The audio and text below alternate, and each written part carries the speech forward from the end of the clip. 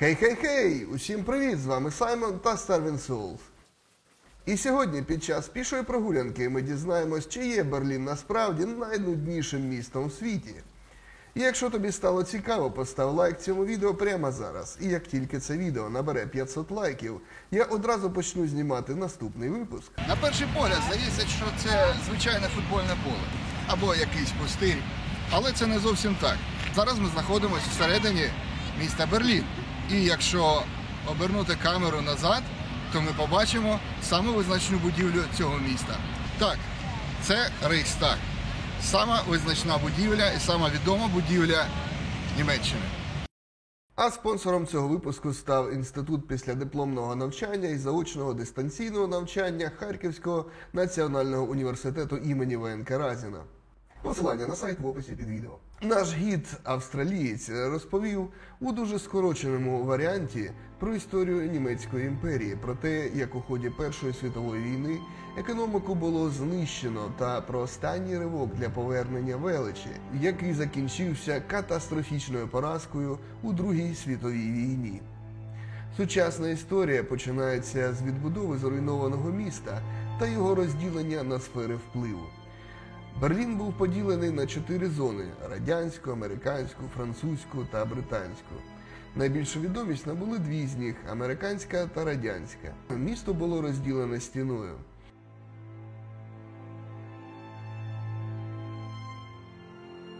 І навіть зараз можна побачити відгомони тієї епохи, наприклад, чекпоінт Чарлі.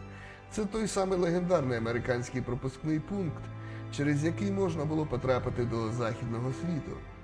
За 20 років існування стіни біля 20% населення НДР перетнули заборонений кордон. Навіть зараз залишки стіни та бруківка нагадують про те, де раніше була ця зловісна споруда. Ще одним похмурим спогадом є меморіал Голокосту. Цегляні брила, однакові за розміром, але різні по висоті, нагадують величезний цвинтар із непохованими трунами. Здається, що їм немає кінця, і вони зникають десь за обрієм. Але берлінці не засмучуються.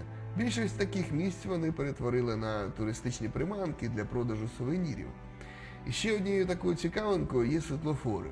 На червоному світі чоловік у капелюсі розвів руки «Стій!», на зеленому він крокує, як на військовому параді. Виявилося, що це такий прикол німців самих над собою. Типу вони всі квадратні та навіть хмари в них шикуються. Насправді, ці світлофори були виключно у східній радянській зоні, а згодом їх розтягнули по всьому місту. Такий собі прикол.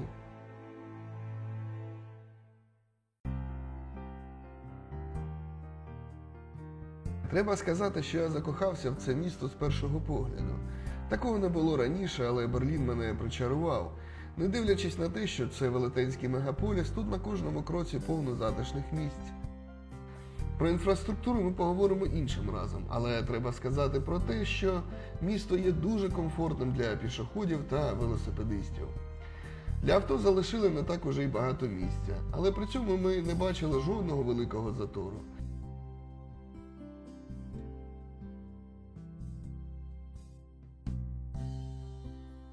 Місто дуже претензійне, багато споруд, які прямо вливають тобі до вух музику Баха, Бетховена та Вагнера. Така собі сувора класика, точна як математична теорема та непохитна як закони фізики.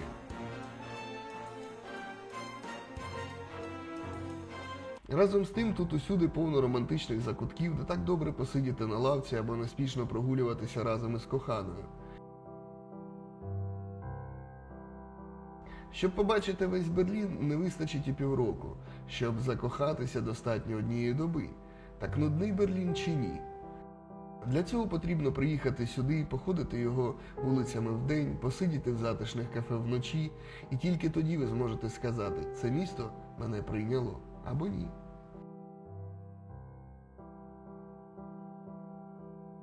Ось така невеличка прогулянка в нас вийшла по цьому велетенському і прекрасному місту. Якщо ви хочете побачити і не пропустити жодного відео, підписуйтесь на канал, жміть на дзвоник і всім пока, до наступних зустрічей!